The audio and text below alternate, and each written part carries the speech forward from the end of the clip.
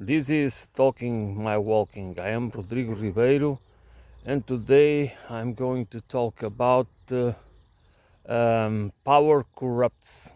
Absolute power corrupts absolutely.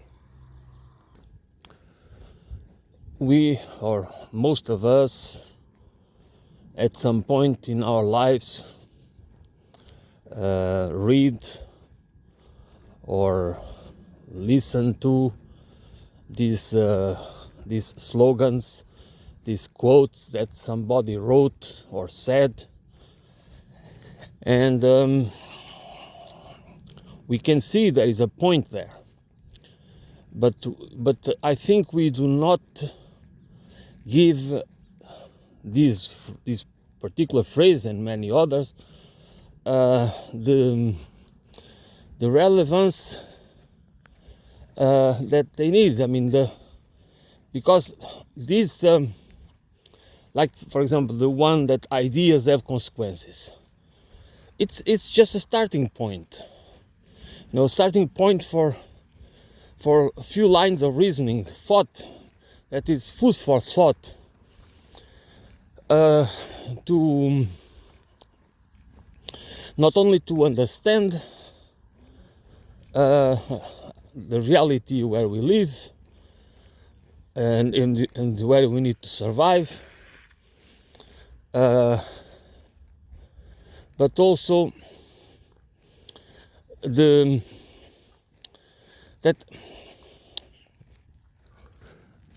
but also to think about how can we build how can we think about organizing a society, an economy,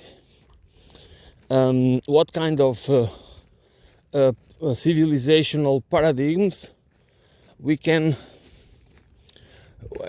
what are the possibilities for change?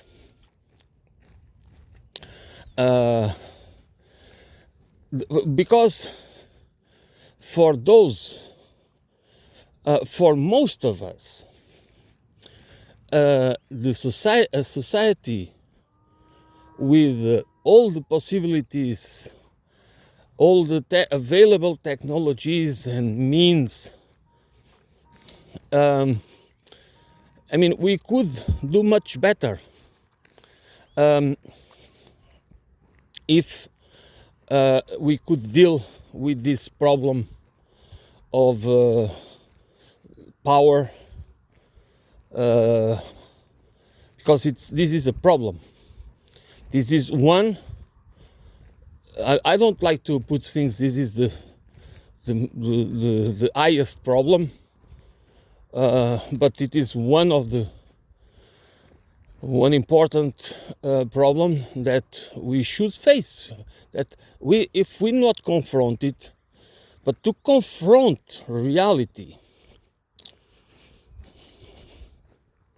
That's why demonstrations and protests, that by the way, always have to confront power, because you have the riot police and all these guys very well militarized, truly militarized, that are citizens just like us, that for a living, what do? They are trained and in order to beat up the people that are exactly like them, that need to work every day for a living to support their families. That's the point. That's again, I go back to the phrase that I don't remember exactly what was the author, neither the phrase, but it's very difficult to make a man change their mind about, this is just paraphrasing, okay? Change their mind about certain things when it depends, when his life earning, it depends on his life survival, depends on them. And when we create these systems of dependence, like wage dependence, and associated with the corporate mentality, group mentality, that is very it's a culture among the armed forces, like the military. It's that union, that sense of belonging and to defend themselves as a group. It's very important to make them being able to go out and exercise violence in the name of the state, okay, in the name of the law, to protect the law and order. And that's nothing wrong with that to a certain extent, okay, as long as the law and order, and that is justified, and it is justified. It's not exactly like that. It is part of a system that is based on justice, because what matters, order matters, but order and law should never be above justice. And justice is that it has to be based on a set of values that are part of a constitution, for example. So, because power in this case, what they are defending is not order, abstract order, okay, or abstract laws. They are defending laws and order that are representing power. And who has the power? Is the state that has the power? Of course, the state should have the monopoly of the use of violence. But the monopoly of use of violence should be based on the scrutiny, on democratic scrutiny, participatory democracy, where we, the people, which we are the state, and the state exists, should exist, and the institutions that represent the state should represent us, not the power interests, not the wealthy, not the oligarchs, not the plutocrats. And that's where we all the time we fail to understand, because we cannot have a fair state, or have a fair economy, or have a fair society if we allow these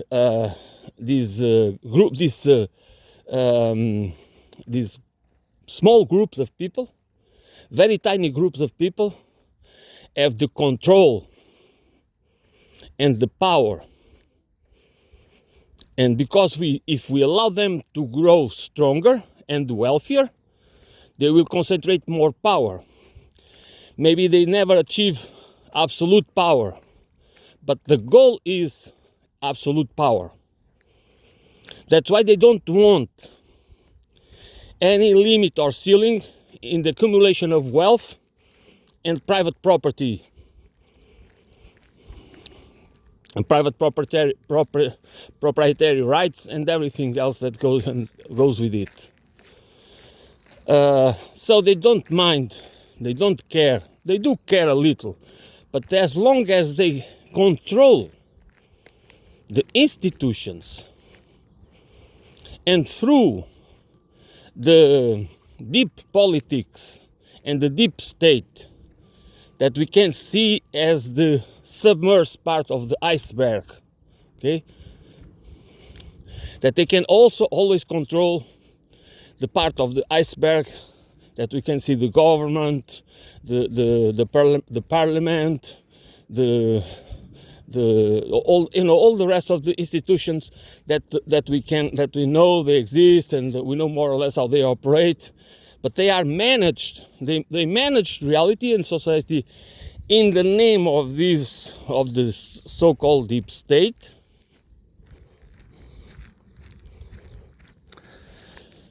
and then themselves are managed by the influence, direct or indirect influence of the wealthy, which means that in the end it's just a game power.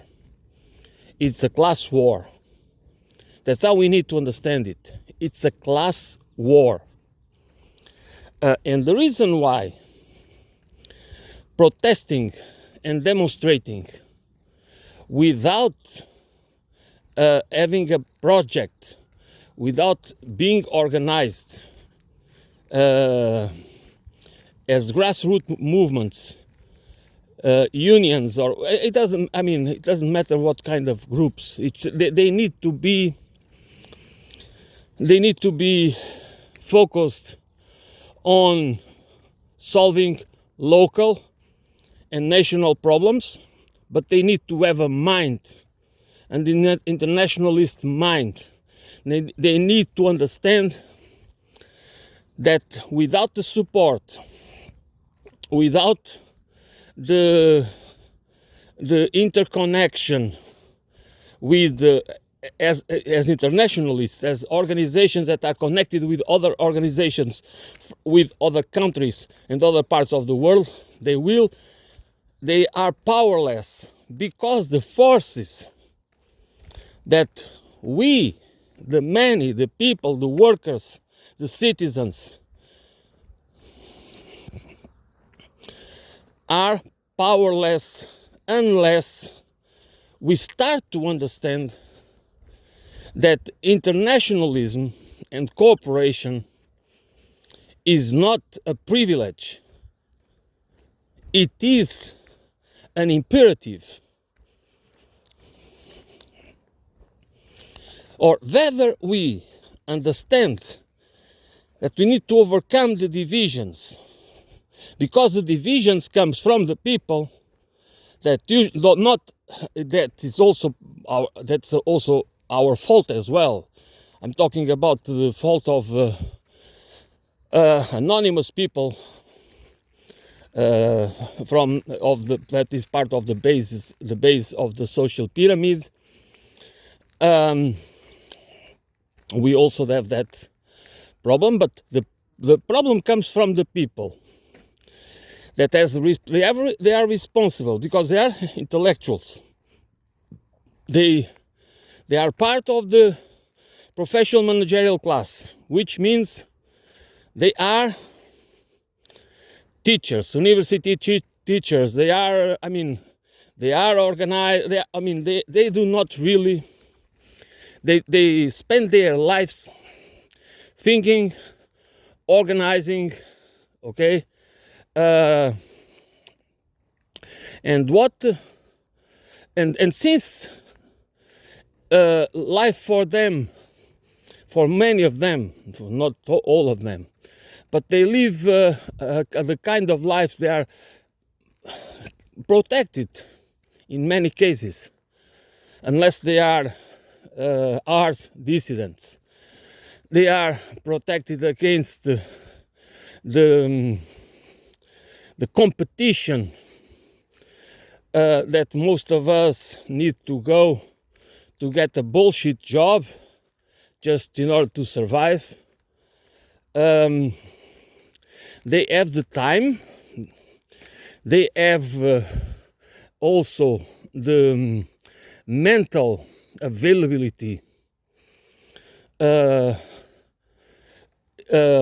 because they do not have. They are not pressured all the time by the problems most of us are. You know that we never know. We cannot afford any emergency. You know, if the car breaks, we have a problem because we don't have money to repair it. If the mortgage goes up, we don't know where to get the extra money to pay it. If we or a member of our families get sick, we don't know what to do. So what I want to, my point is, sometimes these people just lose touch with reality. What does that mean? It means that what it means is a discussion about abstract ideas, theories. It's about self. It's about. I don't want to say that these most of the people, or most of the intellectuals and academics and thinkers, they are only thinking about standing out. I mean, that they just they can come up with something new, or a more genuine interpretation of this or that. It's not only about that, but that is also part of the problem.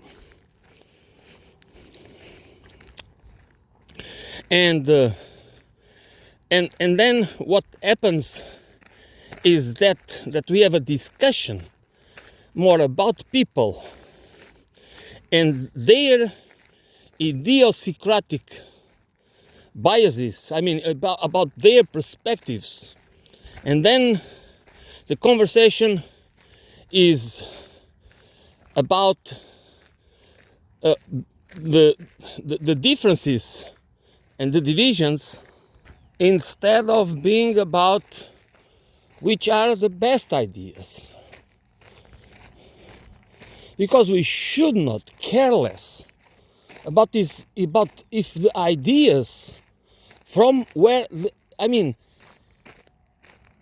we need, I always say this because it's important. It's natural that we have admiration, that we respect. But this mentality and this culture, where it seems more important that some person is an authority, therefore their ideas are more important or more accurate or more this or that, because the person is as a wider audience, as a reputation, while others are in the obscurity, which means that we infer that if they are in the obscurity, if they are if they do not have that social projection, they therefore might be inferior. Okay, these principles are there at the subject as the subjective level, and then we, instead of engaging in which are the best, the competition should be for the best ideas, and how those ideas can be transformed into real projects, into options for a paradigm shift, realistic paradigm shift. And how can we organize? How can we help? And that's where the people that have more time to think about the problems, that should be their role, to help others, to make it in a way, in a not a simplistic way, but a more simplified way, to incentivize, to see if we are able to create curiosity for all gender, all kinds of people, of all walks of life, become interested. Because without a discussion, without the people becoming aware and interested and curious about it, we cannot do anything. Because the revolutions that are organized from the top, or the changes that are organized from the top, and they do not fully understand, or they do not require the participation, direct participation, at that, and every sense of the word, not just as peons, but as people that understands what is at stake, it will fail. And will fail because the old structures of power, they do not, they end up fighting back. And again, that's a game of corruption. That's a fight for power and control through the accumulation of wealth. And that as long as it's possible to make ordinary folks think and feel that they can too become wealthy, if they work hard enough, and if they hate the people, if they can make them hate the people that talk about equality, that talk about that we need lives with meaning and purpose. Life is not about work and work more. It is about living and living more. It's not because work is not part of the game, or because we need to work, because I believe in the economy is I think about the economy as sufficiency economy and reciprocity economy. That's what, when I think about the economy, I think about sufficiency and reciprocity. I mean, I don't avoid talking about degrowth or steady state economy or circular economy or well-being economy or dog nut economy. I can talk about all, but for me, I just don't want to add something else. It's a sufficiency economy, or let me rephrase it. Economy has to be a sufficiency economy, a reciprocity economy, and a just and true economy, which I mean that it needs to be the real economy, not the financialized economy. That is one of the bases of that I would say that at this moment, one of the greatest sources of corruption is the financialized economy. It is perverting the whole society from top to bottom. Everybody, I mean, this is an exaggeration, of course, but there are more and more people believing that they can become part of the rentier class. This parasitic way of making money from the casino economy. You know, it doesn't matter where the food comes from, who does the hard work, or if they don't matter. It's just about the mentality that I also repeat quite a lot, that once Steinbeck said that Americans are just temporarily embarrassed millionaires. So how can they think in terms of class warfare? That a class war is waged against us from the top. And why? Because power corrupts, and absolute power corrupts absolutely. And it's everywhere. Every time I watch a YouTube video, okay, there is always advertisement about trading. Always, always, always. You know, how can you just retire when you are 40 or 50 years old?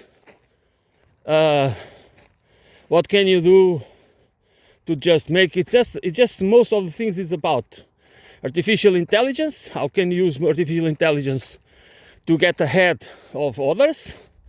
And how can you get rich just by engaging in the financial economy? It's mostly about that. There are other things too. Maybe it's not end games. They might believe that I'm very interested in that stupid games. That the algorithm seems to be. The algorithm is not working for my private, but it can be also pretty stupid. It's not far from understanding. I know that I'm training the algorithm. You know, that the algorithm just tries to train me or to incentivize me to spend money, because it's about spending money. Okay, so the capitalist class praises competition because we are supposed to believe that competition delivers efficiency, you know, because we compete with each other, then we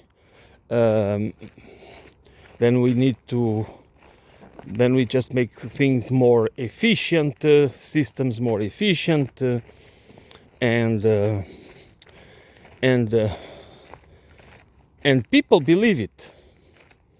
Is it a lie that there is some efficiency, that capitalism delivers some efficiency? Of course it delivers some efficiency, but but it fails a lot. And I will say, because this is part of the problem of power, because it's about power, is not about efficiency.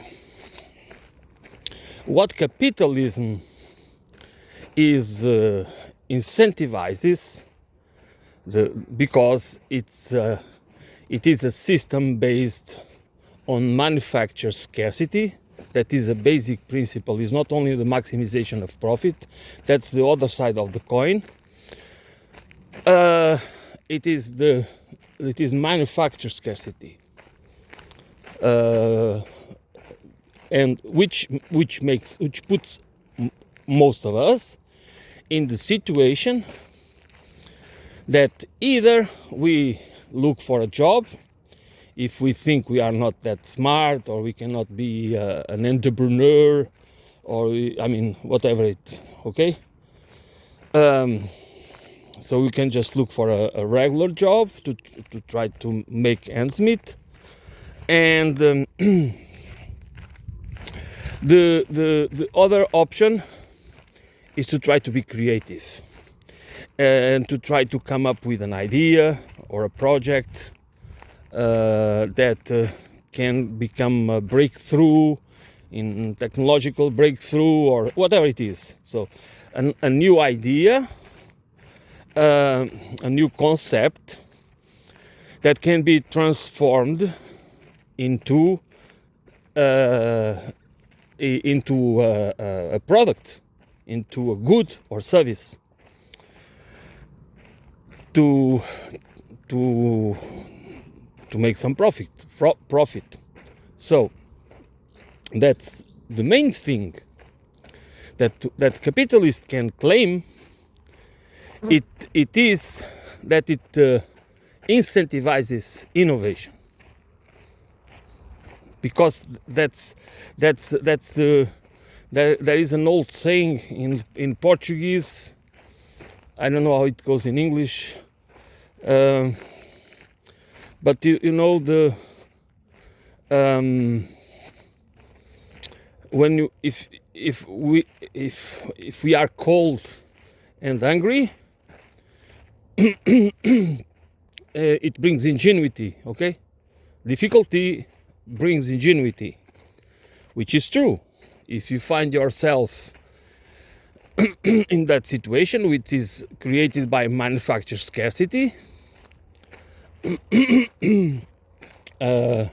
some of us, it doesn't need to be most of us, but some of us will become creative, will use our ingenuity to innovate. That is really true, that capitalism. But in the other,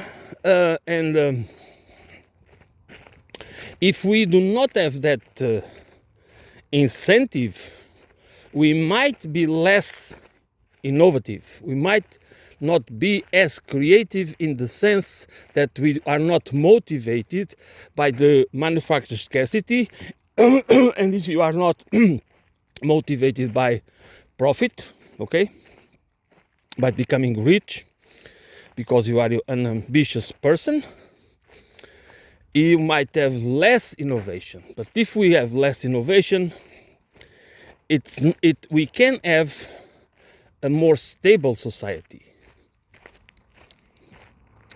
The problem is that we believe that we need that innovation.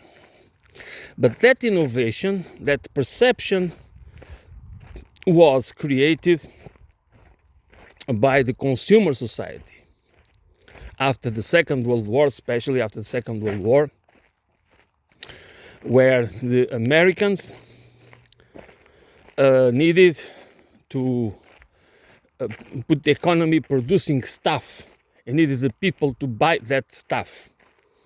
So to convert the industries from a war economy into a consumer economy. So that's why innovation is part of the game. That you need to create new items, products and goods and devices and appliances that people and make people feel that they need them. They need and want them. They desire them. So that's a consumer economy. So this is the kind of mindset that is still dominant. But capitalism is not about efficiency. And why is not about efficiency? It's about monopoly. Because when you have, for example, we can have a bakery. We can have a bakery or two bakeries or something in a town. That's not a big town, just a small town. You have two bakeries. Those bakeries can be organized or owned by the state, they being a public asset, and they can have the technology and the organized. They have deposits where people can get the bread, or in every single grocery shop they can get the bread there. And these factories, these bakeries, produce the bread, produce the several types of bread, and they can save a lot of energy because they can organize it in a way that they know the demand, and they can organize it in the logistics of the process in order to that in the end they can be much more efficient than you have a city with 200 bakeries all over the place, you know, spending much more, wasting much more energy and resources, competing with each other, and you can say that okay, this gives opportunity to the ones that produce better bread or cheaper bread. It depends on the customer. If you look for a cheap bread or for a quality bread, so therefore you can have both. And then the better organized, the ones that have better quality thrive, and the other ones just go bankrupt, just have to close down their enterprises. That is true. I'm not saying that this competition, again, it brings innovation, and this competition can make us try our best to either produce better quality or produce the cheapest product to attract more customers. It sometimes is achieved, other times it's not achieved, and it doesn't mean that the factory owned by the local people, which means that could be a cooperative, which is owned by the citizens. They could not have different types of bread, or they cannot innovate. You have the example of the Soviet Union, a really backwards country. Okay? And we can criticize, we can have a lot of criticism about the system, okay? But it doesn't mean that it was not able to deliver a lot in a very short time. You can see it in China as well. But China has a capitalistic economy, a highly competitive economy, which was not the case of the Soviet Union. And nevertheless, they could deliver a lot in a very short period of time. And it was a collectivist economy. So collectivist economies can also be innovative, not as innovative because if there is not that profit motive, the profit motive and the manufacture scarcity are the tools that the capitalism makes capitalism very not effective, but very dynamic. You should not confuse dynamism with efficiency.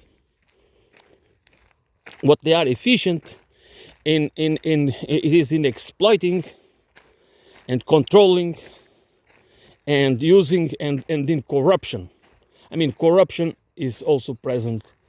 It can be present everywhere if we don't have participatory democracy. If we don't have if we cannot have a true democratic system where accountability is really efficient, corruption is because corruption is always about the people that, okay, if I can get away with this, I might try. Okay? Not all people will do it, but there will be always people that if they think or feel they can get away with it, they will try. Or they will be bribed, they will be open to bribery or whatever it is. Okay? So that's something that it needs democratic accountability, and there is no other way to to fight corruption, and which is the same way that we can fight the abuses of power. That's exactly the same. So because this is a circular problem. This is a vicious circle, okay? And we need to break it. We cannot think that we can keep the system as it is, reform it, or come with ideas for like green capitalism or other beautiful ideas about and then everything is problem solved. No, because when a capitalistic society matures, the more corrupt it becomes financialized. There are a lot of families kind of wealthy, and then they try just to become, they start to have the mindset of a rentier, not as a productive person, not as a person to engage in the reciprocity economy. It's just about extracting rents from whatever form of capital do they have, what kind of assets do they have. They try, and then it is much more difficult. And while the society then starts to become more unequal, that's during the phase that was the Chinese experience. This phase of growth, production, it's more, there is more efficiency now. But when the society will mature, there will be a point where they cannot continue growing in production. So there will still be innovation, lots of innovation. But then the so-called middle class and the upper middle class, the professional managerial class, they start to think. The mindset becomes more as a thinking as rentier. They want to live on rents because they want to have nice lives, and they want to and then there is this problem of inheritance, which people do not see as a problem, but I do see it as a problem, because it is actually a huge problem. And it's also part of the corruption. It is also part of the power corrupts, and absolute power corrupts absolutely. That's why I was trying to see that, the point to me is that we need to think about those things, because they really do not allow us to move on. We move on technologically, but we also move in terms of more inequality. I also remember the book written by John Maynard Keynes, Economics for My Grandchildren, I guess, if I'm not mistaken. And then he predicted that by now you would be working 15 hours a week. And he was right. Because what you find in the internet, they frame this reflection or insight of the man, of one of the most important economists, whatever that means. What did Keynes got wrong? They frame it the way it is framed, That's why language is so at the center of everything. That's why language framing and narratives cannot be taken lightly. We need always to have our critical thinking, really, our critical analytic abilities. Just really, we need to train them. So they frame it in a way, why don't we have it now? So therefore, we don't have it now because the premise is that he was wrong. We don't question, we don't think that, okay, there was the productivity that was expected and predicted by Maynard Keynes. That evolution of economic development that brought enough technology advances to have higher and higher levels of productivity. Did it happen or not? Yes, it did. So why was the man wrong? So it seems that what is wrong is that we didn't get the distribution of the wealth. Because there were people talking about trickle-down economics. Okay, there was people telling us that a rising tide lifts all boats. But you know what Michael Parenti says? A rising tide also kills a lot of people. You know, it is because and that's the myth of the trickle down economics. Of course, there are the creation of wealth and the accumulation of wealth by the top 1%, to a certain extent, it trickles down. But it rarely trickles down to the base of the pyramid, to the working class, and to the working poor, the unemployed, to all the people that live paycheck to paycheck, that cannot afford, that really do not have freedom, because we cannot disconnect. That's another important point, that why power is so important. Economic freedom and political freedom are interconnected, and if we do not get it like that, we just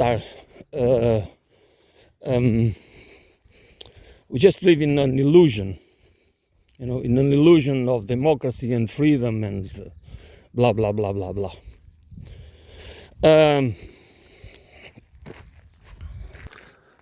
So the trickle-down economics has always been a myth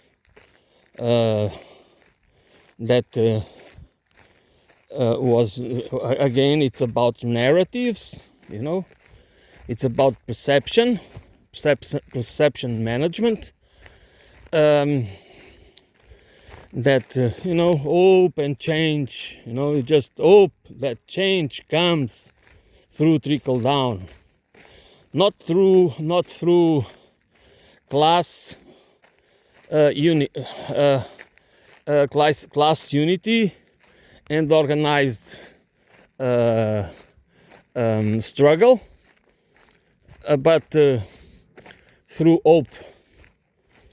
Because it's not because hope doesn't have a place in our lives or a role in our lives. It does. it has to be based. It cannot be based in fiction, you know. It cannot be based in the narratives that and the beliefs that they feed us about incrementalism and gradualism. And then what happens? What we witness, what the Americans and the Europeans are witnessing, it's the slow or maybe fast erosion of social rights, okay, speech rights, work rights or labor rights, and a growing and fast-paced growing inequality, even in countries like the countries that used to be the paradigm, the model of social democracy, the model of a welfare state, while being a capitalist economic system.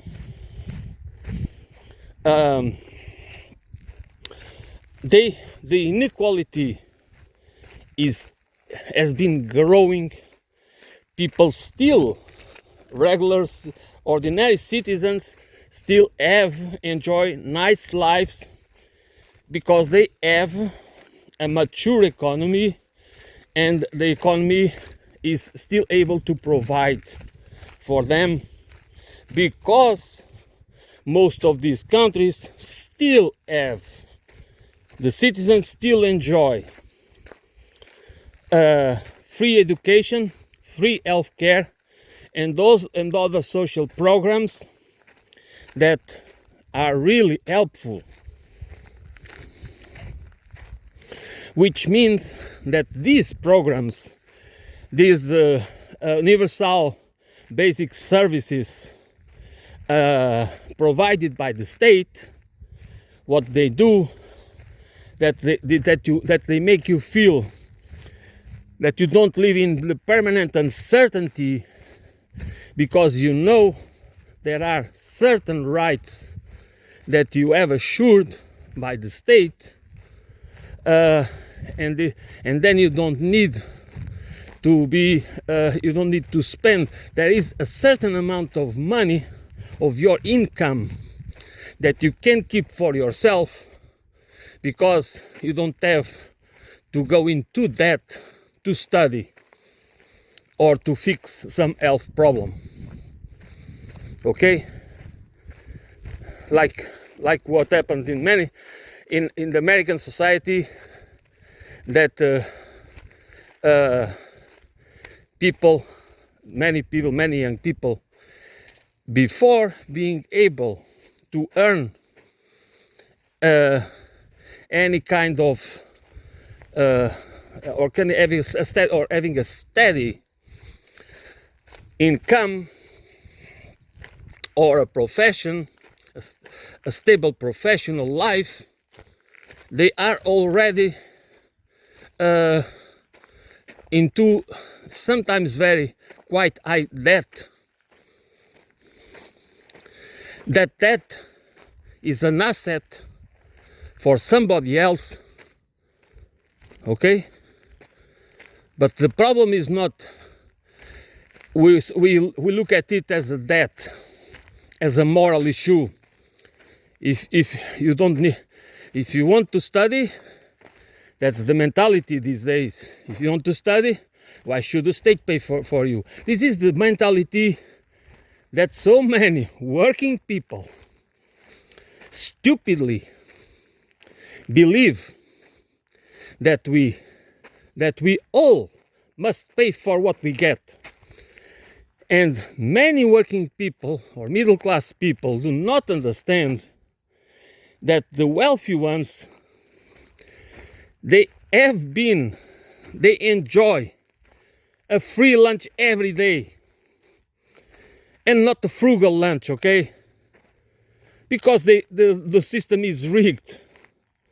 And if we are working class, if we are working poor, if we need to go out every day to barely make enough to survive, and do we believe as a moral rule that we need to pay our debts, or we need to go into debt in order to study?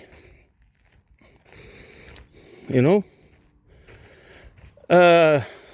Because why should the state pay for your studies or for your health? Who cares about your health? Your health is your problem. It's your freedom. It's your choice. No. What you need to understand is that you don't have choice when you don't have money.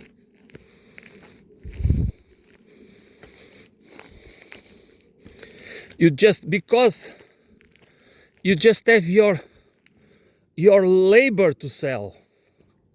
Okay? All right. Some people can find a niche, for example, and again, they can use their ingenuity. It's perfectly, it's admirable. I mean, I'm not going to bash it. That they can come up with an idea,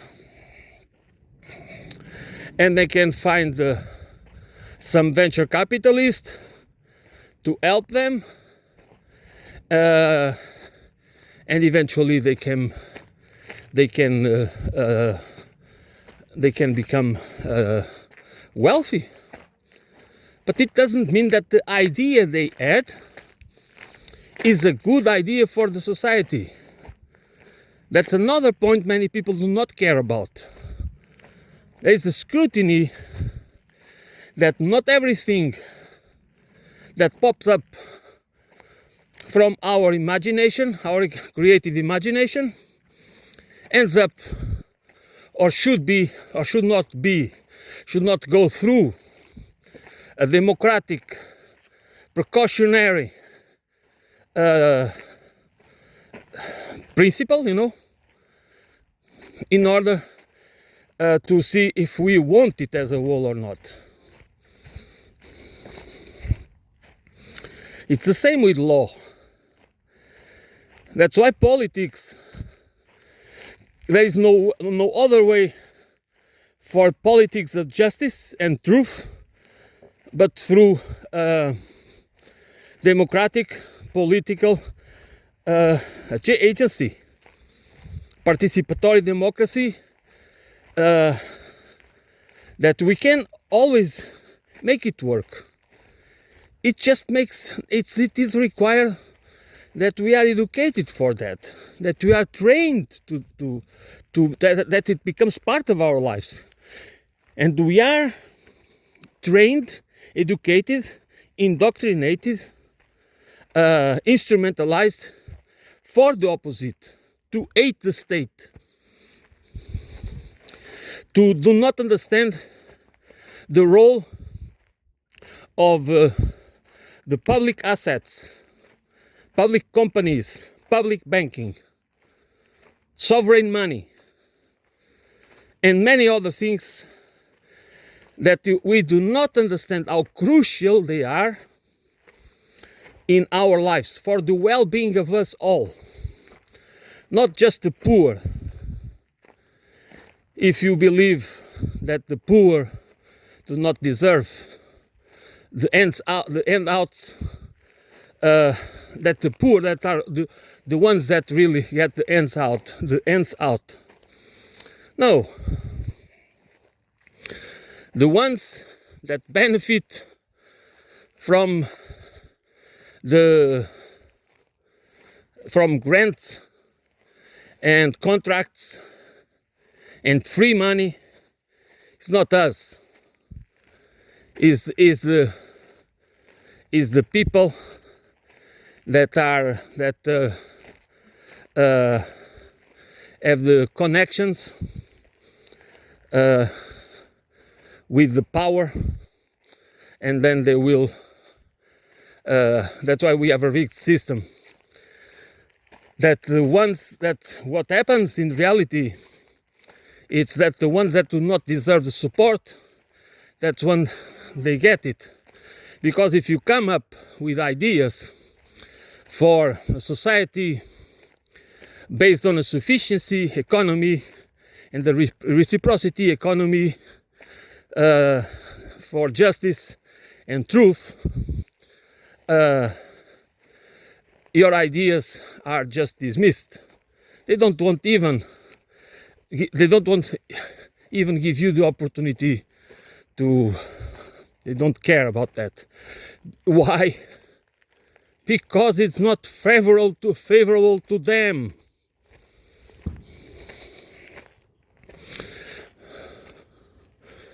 Because their game is power grab, is control, is not democracy. They could not care less. I mean, and that's again the problem that I was talking about before. It's the problem of disconnection from reality. Many of the people that become part of the professional managerial class and become part of the top influential people, they never went a single day of their lives through any kind of the experience that the poor working class, the working poor, and most of the lower middle class goes through from childhood to adulthood. So they despise the poor.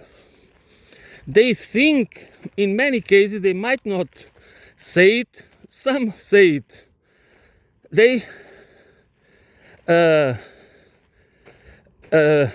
do believe that they not only deserve what they have, but they deserve more because they are better, they are different, they belong to a kind of different species,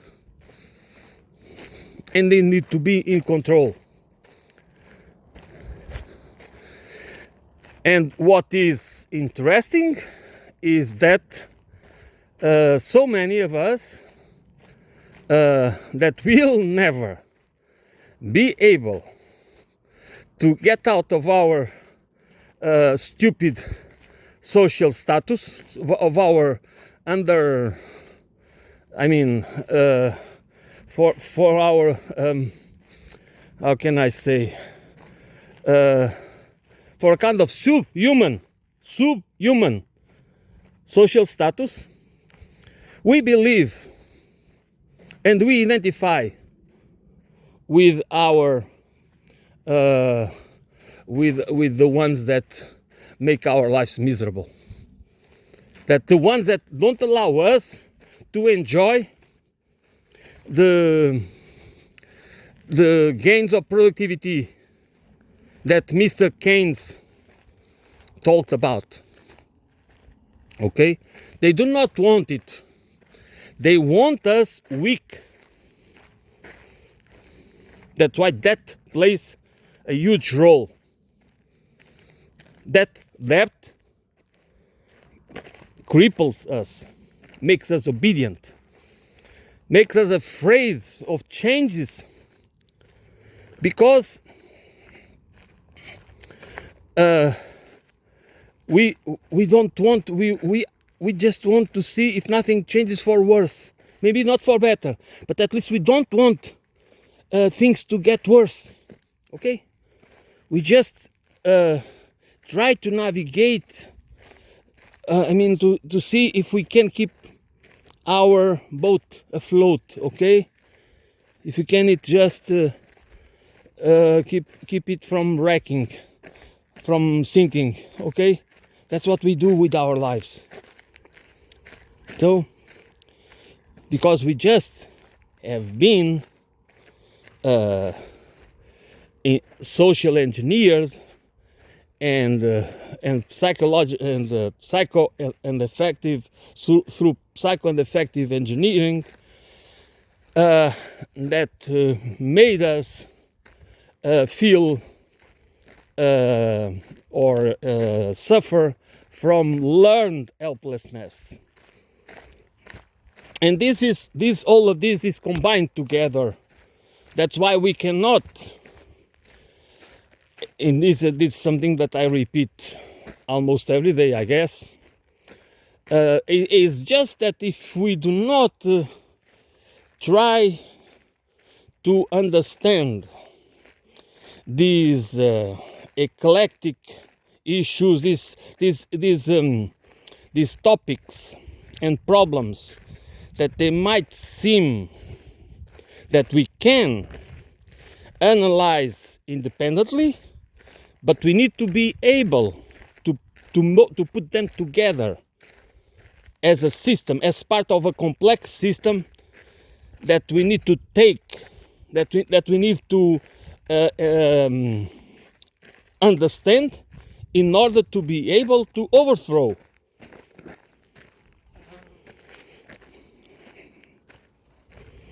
We need to know who our enemies are and what is their strategy to keep us dumb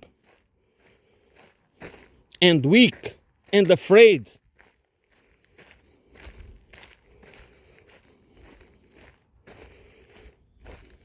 And when we start to understand this as an holistic process, an holistic reality, we start to see, to be able to perceive the roots of problem, to go to the roots of the problems, and also to think about solutions. Not only by expecting the talking heads, the people that their job is to, they play a role, they are important, we can learn a lot with them, but we cannot, our role in the system change, our role can never be I don't find the right word now. We cannot give our role to other people. We need to assume, not to assume, but to assume as well, but we need to understand that we need to be more than spectators, than followers, passive consumers that are, we need to be, we need to, the citizenry, the idea of a democratic society is based on agency, on political agency and economic agency. We cannot just do not. We need to think that it is a serious. This is a serious. This is. This is something that is at the core of the problem. Representative democracy is not enough. represent democracy always will be always a managed democracy.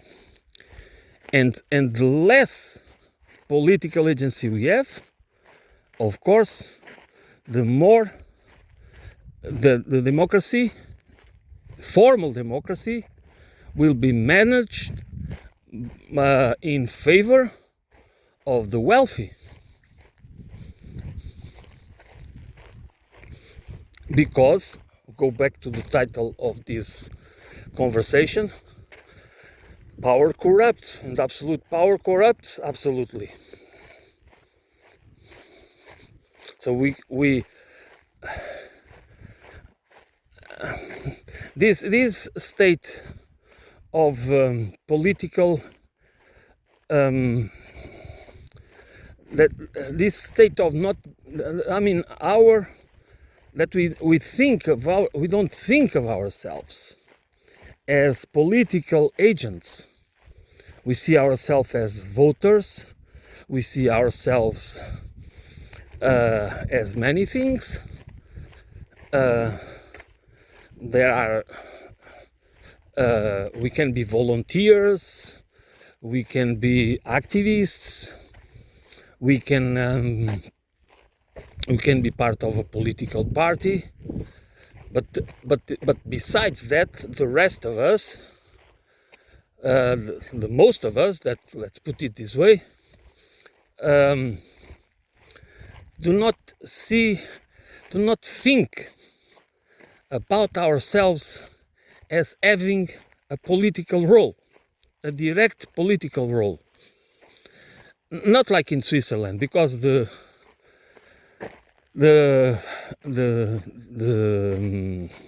Swiss system is the participatory system in Switzerland is very flawed. That's not the kind of so the power, and the power is always in the inequality.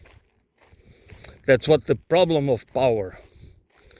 The problem of power is the power that grows through the growth of inequality. You know, because inequality is makes us weak. Inequality just and they know it. That's why they use austerity as a political tool against the many. You know, because are always the ones that have less money in their pockets, that they suffer. They suffer. Why? Because if a bread goes from 2 to 4 euros, for example, and you need the bread for your family every day, you know, you, instead of spending 60 euros a month, you spend 120. But just imagine that your income doesn't grow.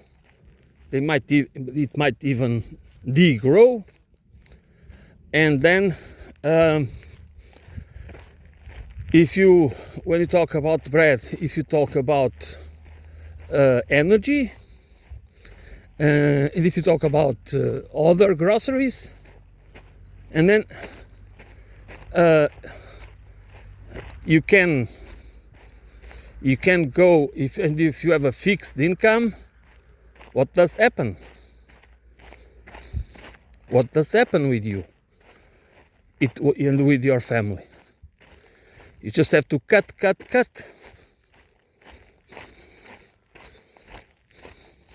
That's it. You don't have any other choice unless you find another work. And for those that are that have better wages, they might be able to cope with the situation if the austerity is not too drastic, and the inflation doesn't go too high.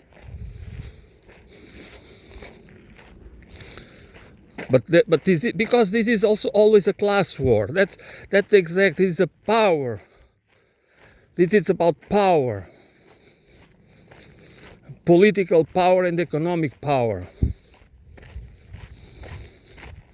And of course, they need to frame it in ways that it's to blame the state, to blame the poor, to blame the immigrants, to blame the communists, to blame the Russians and the Chinese. It's just to divert. It's just to make us look to.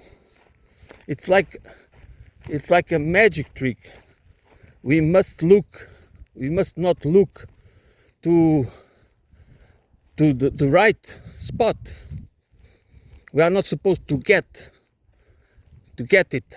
We are supposed to believe in what they tell us, because their story are based on facts, on the authorities, on experts, on pundits and other people that we might believe that they know better than us. We should trust their advice, and it doesn't matter, for as long as they make you believe the bullshit the propaganda they spread. They have us in their pockets. They control us. And lies. Once Gandhi said or wrote that lies don't become true or truth for because everyone believes them. Neither truth becomes a lie because nobody believes it. And this is true. We might say that, okay, but there is a lie can become a truth if through repetition, if we insist in repeating it, people start to believe it is true, and that is a fact. But it doesn't become truth. The lie doesn't become truth. The lie is accepted as truth, which is a totally different situation.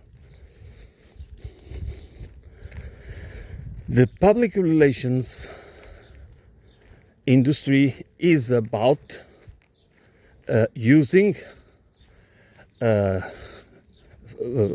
to language framing and other metaphors in order to make us believe exactly that.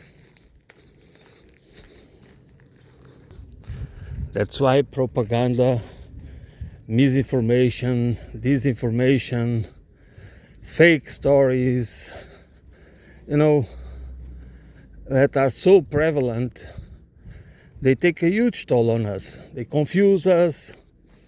They make us believe that we live in a post-truth society, that truth doesn't matter at all. Truth is relative. Yeah, truth is relational, is not relative. That's a huge difference in that as well. Truth has to be always related with something. It's not just an absolute truth or an abstract truth. It is in a relation. Truth is always in a relation with, there is a context. you know. So that's why it is so easy to trick us, because there is this nature of social beings that we are, that we need to trust. We might think, okay, I don't trust anything, I am just fed up with this and that and this and other. No, your nature doesn't work like that. That's why we are so easily deceived, and the illusions as good as reality for ourselves to make sense of reality. It's because we are social beings, and there are things that we cannot avoid.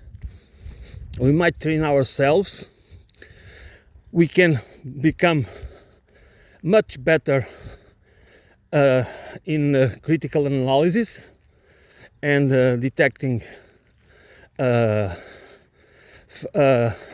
logical fallacies and other tricks, and debunk demagoguery and all the rest.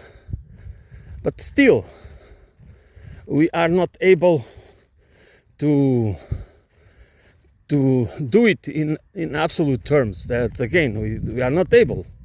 It's just part of our nature that we need time, we need to process it. It's also part because it is the process of awakening and become conscious of something. It requires time and conscious reasoning and to compare, and and you need to have the mental freedom. You need to have availability, because if we are submerged by economic problems and we are depressed and we don't know what to do with our lives, we don't like our jobs, and we have all sorts of problems, that is very, very difficult to engage in a more philosophical analysis of the reality, a more conscious, analytic, critical analysis of the reality where we live. And we just buy into a lot of bullshit. And one of the greatest achievements of the capitalist society is exactly to transform us into accomplices. Just like through, as if we are, what is it?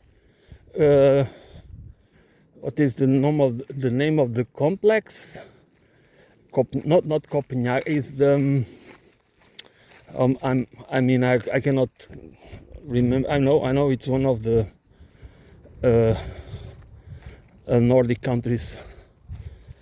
It's Copenhagen, and it's not Copenhagen. It's the capital of. Okay, you know what I mean. This complex where the victim identifies with the perpetrator. So, and this is a very important point as well, that we should take, that we should go through it to understand how it operates in our own selves, not just in others. Because we need a lot of tools, intellectual, cognitive, and we need a toolbox, a very complete and complex, a whole toolbox to deal with the complex reality where we live, a reality of complex systems, in order to be able to deal with it, in order to become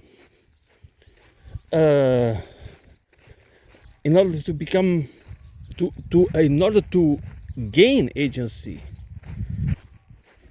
political and economic agency, and moral and cultural, and even aesthetic agency. We need it. And just stop talking about democracy and freedom if you don't go through these points I have been trying to convey with this conversation. Okay? Thank you for listening. I will be back soon.